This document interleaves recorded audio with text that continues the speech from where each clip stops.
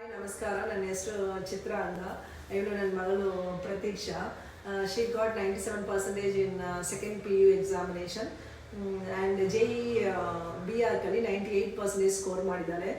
ತುಂಬ ಹ್ಯಾಪಿಯಾಗಿದೆ. ಇದು moments share ಮಾಡಬೇಕಂತ ಇತ್ತು, ಅದಕ್ಕೆ ನಾವು ವಿಡಿಯೋ ಮಾಡಿ ಕಳಿಸ್ತಾ ಇದ್ದೀವಿ. ಈ ಅಚೀವ್ಮೆಂಟ್ಸ್ ಬಿಗೈಂಡ್ ತುಂಬ ಜನ ಇದ್ದಾರೆ. ಅವರು ಸ್ಕೂಲ್ ಆ್ಯಂಡ್ ಟ್ಯೂಷನ್ ಎರಡೂ ಇದೆಯೇ. ಮೇಯ್ನ್ ಎಫೋರ್ಟ್ ಅಂತ ಹೇಳಬೇಕಂದ್ರೆ ಕೃಷ್ಣ ಅಕಾಡೆಮಿಲೆಲ್ಲ ಅವಳು ಟೈಮ್ ಸ್ಪೆಂಡ್ ಮಾಡಿರೋದು. ನಿದ್ದೆ ಮಾಡೋಕ್ಕೆ ಮಾತ್ರ ಅವಳು ಮನೆಗೆ ಬರೋದು. ಆಲ್ಮೋಸ್ಟ್ ಮಾರ್ನಿಂಗ್ 5:30ಲಿಂದ ನೈಟ್ 11 or 10:30ವರೆಗೆ ಅವಳು ಅಲ್ಲೇ ಸ್ಪೆಂಡ್ ಮಾಡ್ತಾ ಇದ್ದಾಳೆ.